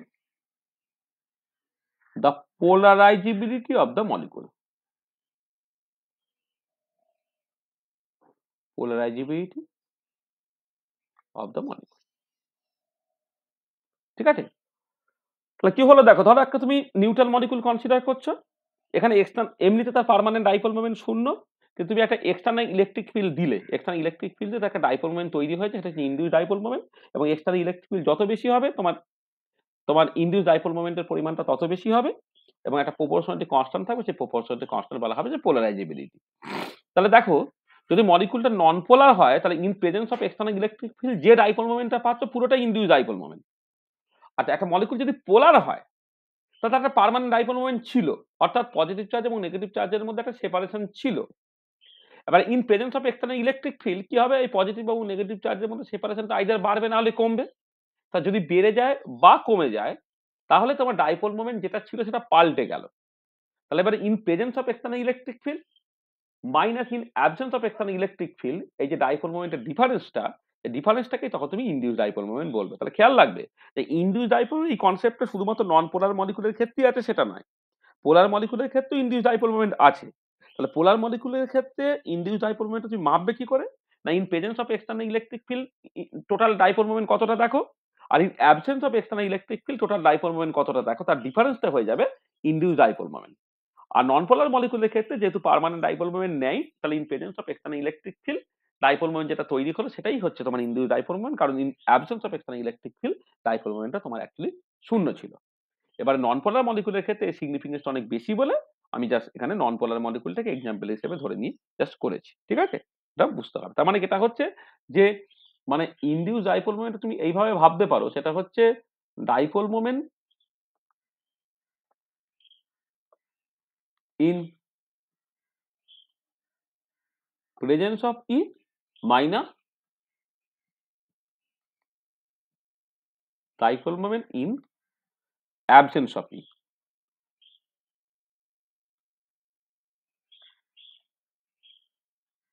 moment in absence of E, এইটা হচ্ছে তোমার ইনডিউস ডাইপোল মোমেন্ট। এবার নন পোলার মলিকুলের ক্ষেত্রে dipole moment in absence of E zero, তাহলে dipole moment in presence of E সেটাই হয়ে গেল ইনডিউস ডাইপোল মোমেন্ট। আর পোলার মলিকুলের ক্ষেত্রে কিন্তু just in absence of absence of electric field একটা ডাইপোল মোমেন্ট ছিল, in presence of electric field dipole মোমেন্টটা চেঞ্জ হয়েছে, সেই ডিফারেন্সটা হচ্ছে তোমার। আচ্ছা, এবার আলফাটা খেয়াল করে দেখো, তাহলে আলফাটা কি হলো, আলফাটা হচ্ছে মিউ ইনডিউস বাই ই। তার মানে polarizability can be defined as the induced dipole moment produced per unit external electric field. মানে দেখো পরিষ্কার, যদি ই ইকুয়াল টু 1 হয়ে যায়, তাহলে আলফা আর মিউ ইনডিউস সমান হয়ে যাবে। সেখানে লিখেছি যে polarizability can be defined as the induce dipole moment produced per unit external electric field. আচ্ছা দেখো, তুমি জাস্ট সিজিএস ইউনিট অফ যদি আলফা বের করো, তাহলে কি হবে সেটা। আর ইনডিউস ডাইপোল মোমেন্ট তার ইউনিটটা হচ্ছে ইএসইউ সেন্টিমিটার। ডাইপোল মোমেন্টের যা ইউনিট ইনডিউস ডাইপোল মোমেন্টের ইউনিটটা একই। আর ইলেকট্রিক ফিল্ডটা কি হবে, ইলেকট্রিক ফিল্ডটা হচ্ছে তোমার ফোর্স পার ইউনিট চার্জ, তাহলে 4 ESU two the power -1, electric field তো ফোর্স পার ইউনিট চার্জ তো এইটা। আচ্ছা এটাকে তুমি লিখতে পারো, দেখো ESU সেন্টিমিটার। আচ্ছা ডাইনটা কত লিখেছিলাম বলো তো, ESU square centimetre to the power -2, তার সঙ্গে একটা থাকছে ESU টু দি পাওয়ার -1। তার মানে এটা দেখো হয়ে যাচ্ছে তোমার সেন্টিমিটার কিউব। তার মানে unit of CGS unit of alpha equal to unit of volume, এটা। তাহলে সিজিএস ইউনিট অফ আলফা সেটা কিন্তু সেন্টিমিটার কিউব, অর্থাৎ দেখো ভলিউমের ইউনিটের সঙ্গে সমান হচ্ছে। আর এসআই ইউনিট যদি তুমি দেখো, এসআই ইউনিট অফ আলফা না করে একবারে সরাসরি আলফা বাই 4 পাই এপসাইলন করছি। কারণ সিজিএস এ যেমন আলফাটা অ্যাপিয়ার করে, এসআই এ আলফা এলেই কিন্তু আলফা বাই 4 পাই এপসাইলন বা আলফা বাই 4 পাই এপসাইলন 0 হিসেবে অ্যাপিয়ার করবে। সেটা কি হবে? তাহলে দেখো তুমি জাস্ট খেয়াল করো যে, সরি এটা কি বললাম, হ্যাঁ ঠিক আছে, তাহলে এইটা দেখো, এটা আলফা বাই 4 পাই এপসাইলন। তাহলে আলফাটা হচ্ছে ইনডিউসড ডাইপোল মোমেন্ট, নিচে 4 পাই এপসাইলন আছে, আর তোমার ই আছে। তা দেখো এইটা হচ্ছে কুলম মিটার। আচ্ছা 4 পাই এপসাইলন ইউনিটটা কি? মানে 4 পাই এ তার ইউনিট নেই, এপসাইলন যা ইউনিট, 4 পাই এপসাইলনের সেই ইউনিট, সেটা হচ্ছে coulomb square newton inverse metre to the power -2। আর ইলেকট্রিক ফিল্ডটা কি? ইলেকট্রিক বলতে force per unit charge newton coulomb inverse. দেখো তোমার সব কেটে চলে যাচ্ছে, কুলম এখানে একটা কুলম স্কোয়ার থেকে একটা কুলম কেটে গেল, সেই কুলম কুলম ইনভার্সের সঙ্গে কেটে গেল, নিউটন ইনভার্স নিউটন কেটে গেল, মিটার টু দি পাওয়ার -2 উপরে চলে গিয়ে তোমার মিটার কিউব হয়ে গেল। তার মানে যেটা খেয়াল রাখবে যে এসআই ইউনিট অফ আলফা কিন্তু ভলিউমের ইউনিট নয়, SI unit of alpha by 4 pi epsilon সেটা কিন্তু ভলিউম ইউনিট। তার মানে মানে এসআই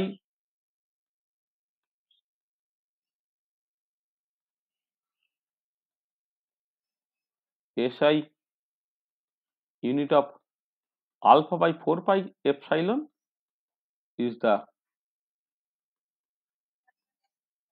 ইউনিট অফ ভলিউম। ঠিক আছে, SI unit of alpha by 4 pi epsilon. কার মাইক্রোফোন অন হয়ে গেছে রে? অফ কর রে। হ্যালো, কারো মাইক্রোফোন অন হয়ে গেছে? SI unit of alpha by 4 pi epsilon is the unit of volume. ঠিক আছে, এইটা হয়েছে। আর যদি কেউ বলে যে এসআই ইউনিট অফ সরাসরি আলফাটা বের করবে, সেটা কি হবে? এই metre cube into 4 pi epsilon unit, যেটা হচ্ছে coulomb square newton inverse metre to the power -2। তার মানে এটা হয়ে যাবে তোমার coulomb square newton inverse into metre হয়ে যাবে। ঠিক আছে, যদি কেউ এসআই ইউনিট অফ আলফাই বের করতে বলে, আলফা বাই 4 পাই এপসাইলন নয়, তাহলে সেটা কি হবে? ভলিউমের ইউনিট, তাকে তোমাকে গুণ করে দিতে হবে 4 পাই এপসাইলন ইউনিট দিয়ে। 4 পাই এপসাইলন ইউনিট হচ্ছে coulomb square newton inverse metre to the power -2। তাহলে এখানে দেখো তোমার মিটার কিউব আর মিটার টু দি পাওয়ার -2 মিলে তোমার মিটার হয়ে গেল, কুলম স্কোয়ার আছে, নিউটন টু দি পাওয়ার -1 আছে। ঠিক আছে, এইটা হয়ে গেল। তাহলে পোলারাইজিবিলিটি জিনিসটা বুঝতে পারলে?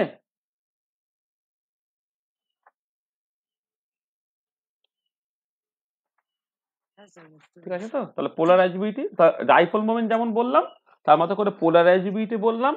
তার পোলারাইজিবিলিটি ডেফিনেশনটাকে বলা হলো, পোলারাইজিবিলিটি সিজিএস ইউনিট বলা হলো, এসআই ইউনিট বলা হলো। আচ্ছা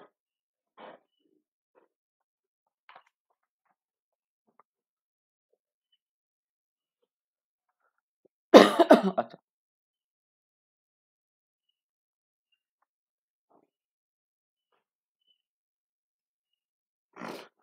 আচ্ছা এবারে এবারে দেখো, যখন তুমি একটা, আমি এখানে যেটা আলোচনা করলাম, একটা সিঙ্গেল মলিকুলের ক্ষেত্রে যখন এক্সটার্নাল ইলেকট্রিক ফিল্ড দেওয়া হচ্ছে, তাহলে কতখানি কি ইনডিউস ডাইপোল মোমেন্ট তৈরি হলো, সেইখান থেকে তুমি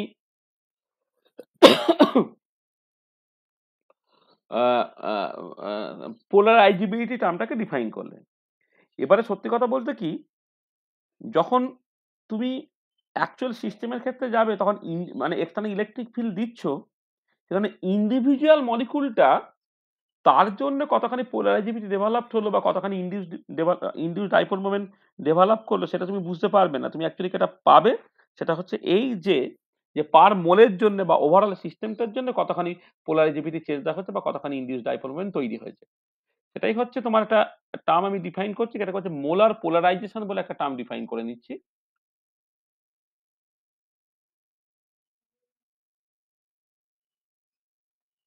পোলার পোলারাইজেশনটা পিএম দিয়ে ধর নাম দেয়া হচ্ছে।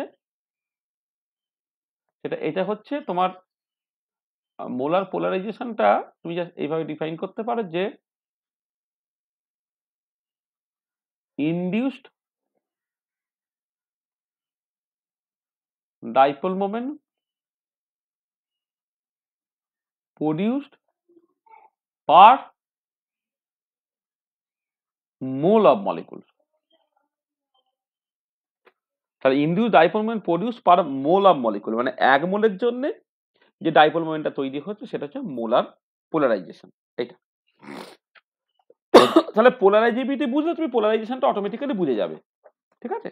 এটা আচ্ছা আচ্ছা, এবার একটা জিনিস দেখো যে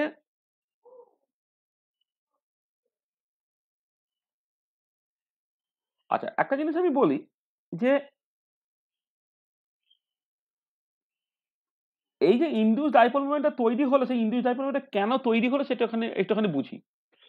আচ্ছা, ইনডিউস ডাইপোল মোমেন্টটা তৈরি হচ্ছে কেন, আমি যেভাবে উপরে বলেছি সেটা হচ্ছে এই যে তোমার যে পজিটিভ চার্জের সেন্টার আর নেগেটিভ চার্জের সেন্টার যারা বেসিক্যালি কোয়েনসাইড করেছিল বা তাদের মধ্যে একটা পার্টিকুলার সেপারেশন ছিল, সেই সেপারেশনটা পাল্টাচ্ছে বা কোয়েনসাইড করেছিল, আগে সেপারেশন ছিল না, এখন সেপারেশনটা তোমার তৈরি হলো। এটা কিন্তু এছাড়াও আর এক রকমের সিচুয়েশন হতে পারে, সেটা হচ্ছে এই যে ধরো তুমি একটা collection of polar molecule consider করছো, তাহলে যখন আমি পোলারাইজেশন বলছি যেখানে জাস্ট বলা হচ্ছে যে তোমার net induce dipole moment produced per mole of molecules, তাহলে এখানে ইন্ডিভিজুয়াল মলিকুলগুলোর তো একটা ডাইপোল মোমেন্ট আছে। তাহলে ইন্ডিভিজুয়াল মলিকুলগুলো যদি ডাইপোল মোমেন্ট থাকে তাহলে এবারে ইন প্রেজেন্স অফ এক্সটার্নাল, এবং তারা ইউজুয়ালি র্যান্ডামলি ওরিয়েন্টেড, আর in presence of external electric field কি হবে না, ডাইপোল মোমেন্টগুলো একটা পার্টিকুলার দিকে ওরিয়েন্টেড হবে।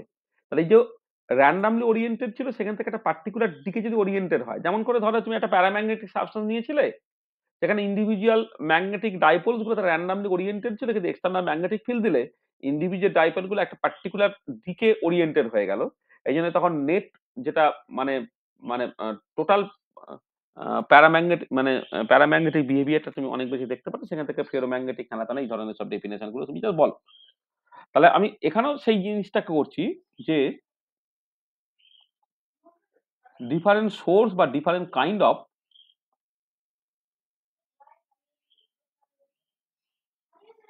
পোলারাইজেশন, এইটা একটুখানি দেখতে চাই। দেখো তোমার ধরো তুমি একটা পোলার মলিকুল প্রথমে কনসিডার করো, পোলার মলিকুলস,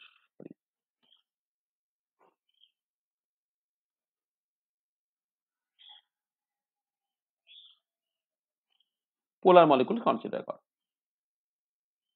আচ্ছা, পোলার মলিকুলের ক্ষেত্রে পোলারাইজেশন গুলো তুমি মূলত দুটো ক্যাটাগরিতে ভাগ করতে পারবে। একটাকে বলা হয় ডিস্টরশন অর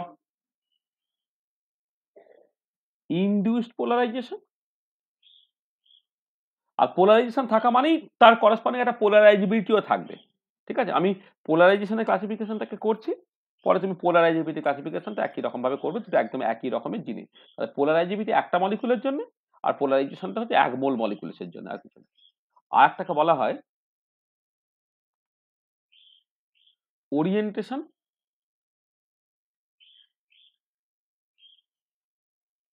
পোলারাইজেশন। আর এইটা অ্যারাইজ করছে arises due to distortion of molecule, R this arises মানে এটা বলে নি, মানে this arises due to distortion of molecules in presence of external electric field,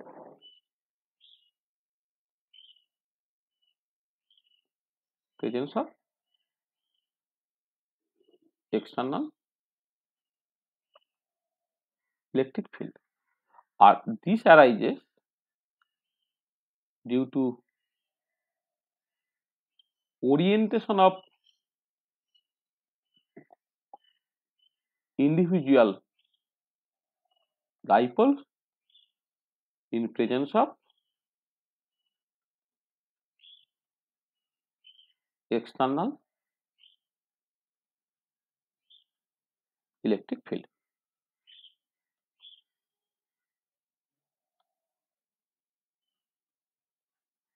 External electric field. আচ্ছা, এবারে এইখানে যখন ডিস্টরশনটা হয়, দুরকম ভাবে ডিস্টরশনটা হতে পারে। দেখো, ইলেকট্রন গুলো নেগেটিভলি চার্জ, তাহলে সেই নেগেটিভ চার্জ মিলে একটা নেগেটিভ চার্জের সেন্টার থাকতে পারে। আবার নিউক্লিয়াস গুলো হচ্ছে পজিটিভলি চার্জ, তাহলে সেটা পজিটিভ চার্জের সেন্টার হতে পারে।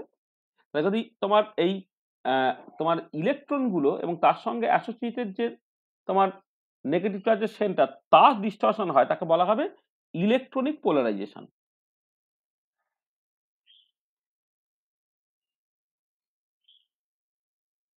এটা এটা ইলেকট্রনিক পোলারাইজেশন হচ্ছে ডিউ টু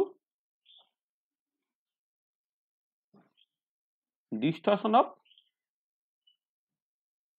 ইলেকট্রন ডিস্ট্রিবিউশন। মানে ইলেকট্রন ডিস্ট্রিবিউশনটা যেটা ছিল এবং সেটা ডিস্টার্ব করা অনেক সহজ আর কি। মানে ইলেকট্রন তো তোমার ধর নিউক্লিয়াস থেকে অনেকটা দূরে আছে, তাহলে এক্সটার্নাল ইলেকট্রিক ফিল্ড দিলে তাহলে সেই ইলেকট্রন ক্লাউডের সাডেনলি ডিফর্ম হবে। তোমরা যে ফ্যাজানসুল পড়ার সময় যখন পোলারাইজেবিলিটি পড়েছো, তখন মূলত তুমি কিন্তু ইলেকট্রনিক পোলারাইজেবিলিটি বা ইলেকট্রনিক পোলারাইজেশনটাই দেখেছো। যে তুমি হয়তো একটা অ্যানায়ন আছে যার ইলেকট্রন ক্লাউডের উপর নিউক্লিয়াসের কন্ট্রোলটা কম, তুমি পাশে একটা ক্যাটায়ন রেখেছো, সেই ক্যাটায়ন কি হচ্ছে না নেগেটিভ মানে অ্যানায়নের ইলেকট্রন ক্লাউডটাকে ডিফর্ম করছে। সেটা due to distortion of electron distribution বা ইলেকট্রন ক্লাউড, সেখান থেকে আসবে হচ্ছে ইলেকট্রনিক পোলারাইজেশন। আর একটা নিউক্লিয়ার না বলে বলা হয় অ্যাটমিক পোলারাইজেশন। এটা কেন আসছে না due to distortion of nuclear বা due to distortion of nuclei, due to distortion of nuclei. মানে নিউক্লিয়াই গুলো যেগুলো আছে, মানে ধরো water molecule, oxygen, hydrogen, hydrogen, তাদের নিউক্লিয়াস আছে। নিউক্লিয়াস গুলো মানে যেটা ভাইব্রেশনাল মোশনের সঙ্গে অ্যাজিভ যেন অ্যাসোসিয়েটেড আর কি, তার ডিস্টরশনের জন্য যেটা আসবে সেটা হচ্ছে অ্যাটমিক পোলারাইজেশন। আর যেটা তোমার ইলেকট্রন ক্লাউডের ডিফরমেশনের জন্য আসবে সেটা হচ্ছে তোমার ইলেকট্রনিক পোলারাইজেশন। আর ইন্ডিভিজুয়াল ডাইপোল গুলো তার যে মানে পোলার মলিকুলের ক্ষেত্রে তোমার ইন্ডিভিজুয়াল যে ডাইপোল গুলো আছে আর কি, সেই ইন্ডিভিজুয়াল ডাইপোল গুলোর ওরিয়েন্টেশনের জন্য যেটা আসবে সেটা হচ্ছে ওরিয়েন্টেশন পোলারাইজেশন। মানে ব্যাপারটা কিরকম দেখো, যে আমি ওরিয়েন্টেশন পোলারাইজেশনটা একটুখানি বলি। ধরো এই in absence of external electric field কি হচ্ছে না, ধরে নাও যদি একটা কন্টেনারের মধ্যে ইন্ডিভিজুয়াল ডাইপোল গুলো থাকবে, ইন্ডিভিজুয়াল ডাইপোল গুলো সে কি হবে না randomly oriented,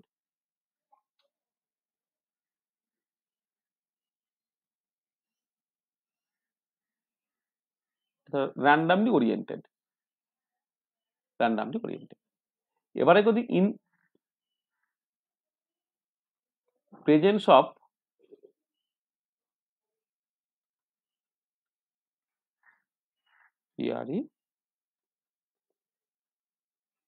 in presence of external electric field কি হবে, এই ইন্ডিভিজুয়াল ডাইপোল গুলো এইরকম ভাবে সুন্দর করে ওরিয়েন্টেড হয়ে গেল।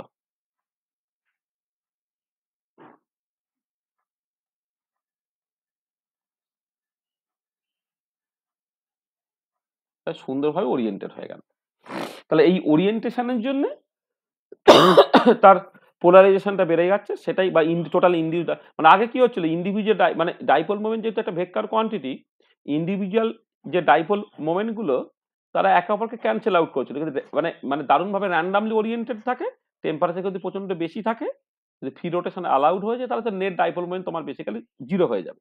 এবারে যখন তুমি এক্সটার্নাল ইলেকট্রিক ফিল্ড দিলে ইন্ডিভিজুয়াল ডাইপোল গুলো একটা পার্টিকুলার দিকে ওরিয়েন্টেড হয়ে গেল, ওভারঅল একটা নেট ডাইপোল মোমেন্ট সেটা দেখাবে যে ডাইপোল মোমেন্টটা বেসিক্যালি ইন্ডিউস ডাইপোল মোমেন্ট, এবং সেখান থেকে একটা পোলারাইজেশন পাচ্ছ, তাকে বলা তোমার ওরিয়েন্টেশন পোলারাইজেশন। তার মানে দেখো যে যদি তুমি মানে পোলার মলিকুল দেখো, for polar molecule total polarisation যেটা পি টোটাল, তার মধ্যে থাকছে P orientation plus P electronic plus P, আচ্ছা এইভাবে লিখি,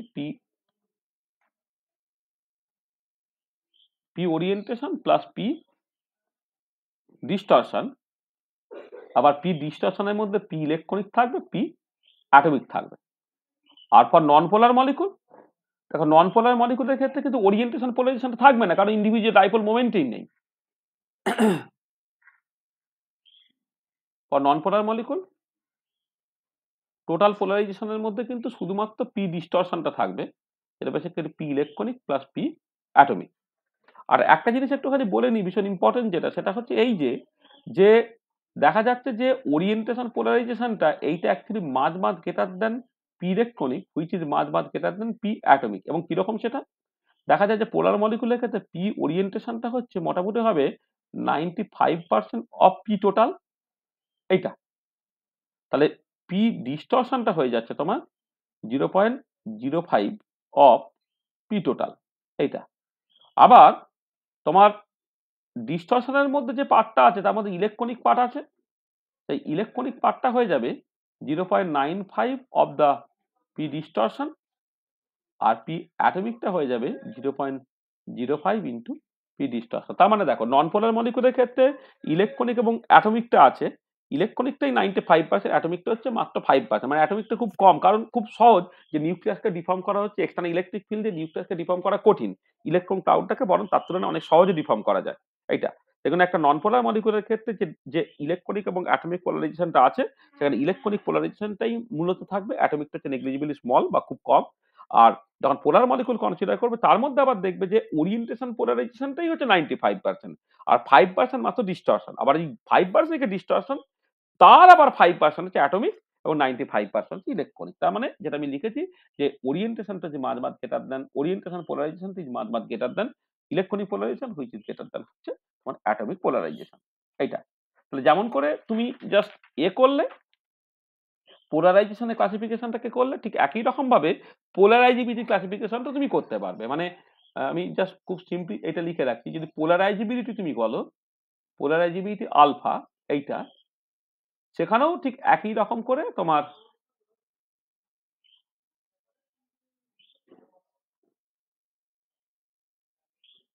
ডিস্টরশন পোলারাইজিবিলিটি থাকবে, যেটাকে তুমি আলফা ডি নাম দাও। এর মধ্যে আবার দুটো পার্ট থাকবে,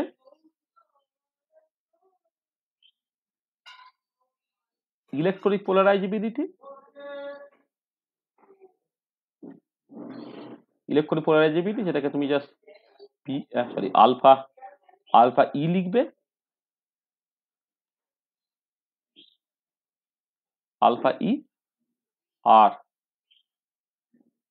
অ্যাটমিক পোলারাইজিবিলিটি সেটা হচ্ছে আলফা এ।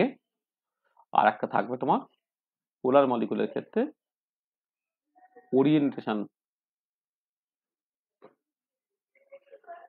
পোলারাইজিবিলিটি, সেটাকে আলফা ও দিয়ে জাস্ট নাম দেওয়া হচ্ছে। তাহলে polar molecule for polar molecule alpha total যেটা, তার মধ্যে alpha orientation plus alpha distortion থাকবে, আলফা ডিস্টরশনের মধ্যে আবার alpha electronic plus alpha atomic থাকবে। আর for non polar molecule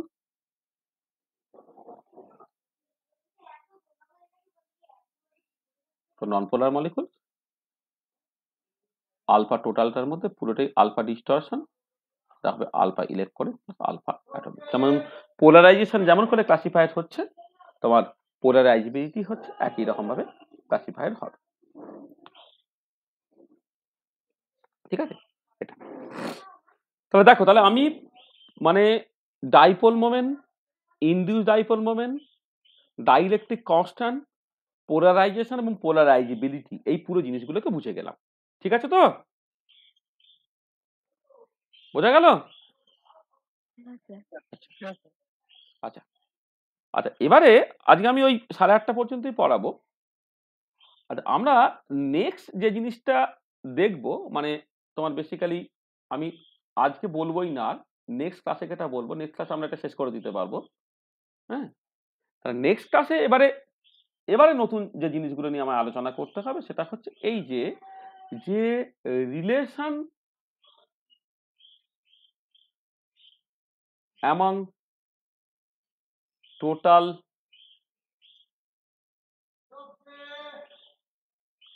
molar polarization with dielectric constant of the medium and polarizability. এবারে এই রিলেশনগুলো তোমাকে জাস্ট দেখতে হবে। আচ্ছা, এই রিলেশনগুলো দেখাতেই প্রথমেই যেটা আসবে সেটা হচ্ছে ক্লসিয়াস মোসোটি ইকুয়েশন একটা নন পোলার মলিকুলের ক্ষেত্রে ডিস্টরশন পোলারাইজেশনটা ডাইইলেকট্রিক কনস্ট্যান্টের সঙ্গে কেমন করে রিলেটেড সেখান থেকে তোমার ক্লসিয়াস মোসোটি ইকুয়েশন আসবে।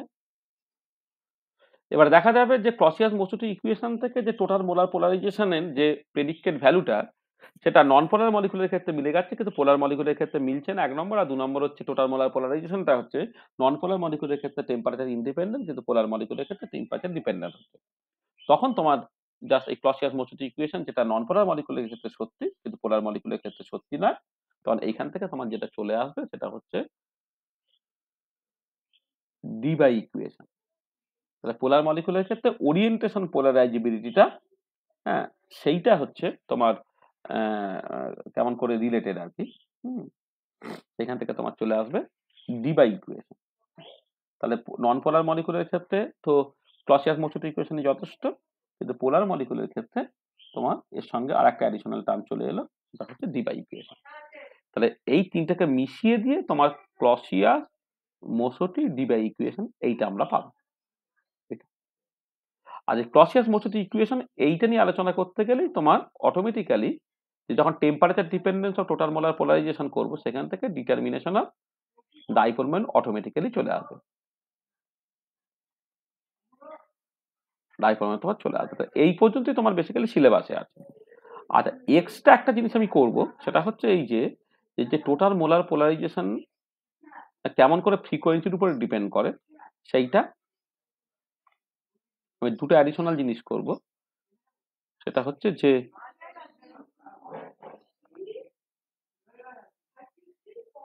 Frequency dependence of total molar polarisation এইটা, এবং এইটা নিয়ে আলোচনা করতে গেলে হচ্ছে তোমার মোলার রিফ্র্যাকশন ইলেকট্রনিক পোলারাইজেশন বা মোলার রিফ্র্যাকশন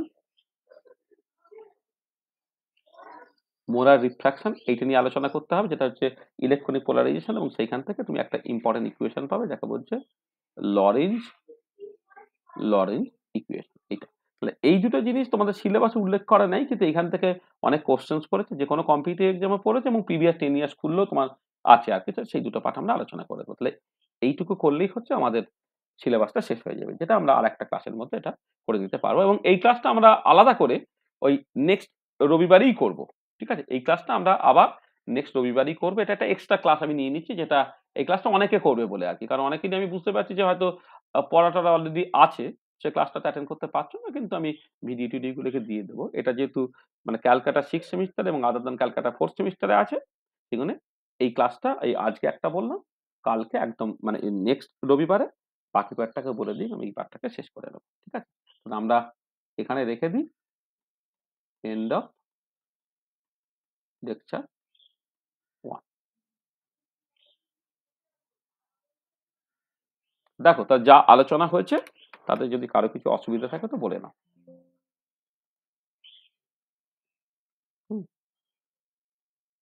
আজকে আবার অফলাইন তো পড়ানো আছে, সব অফলাইন পড়ানো, ধরো 10:30 থেকে শ্যামবাজারে গিয়ে হচ্ছে ফার্স্ট সেমিস্টার পড়া আছে, 1টা থেকে হচ্ছে 4th সেমিস্টার অফলাইন যাদের তাদের পড়া আছে, সেখানে আমাদের এখানে রেখে দিতে হবে, না হলে আবার ওদিকে সব দেরি হয়ে যাবে। হ্যাঁ।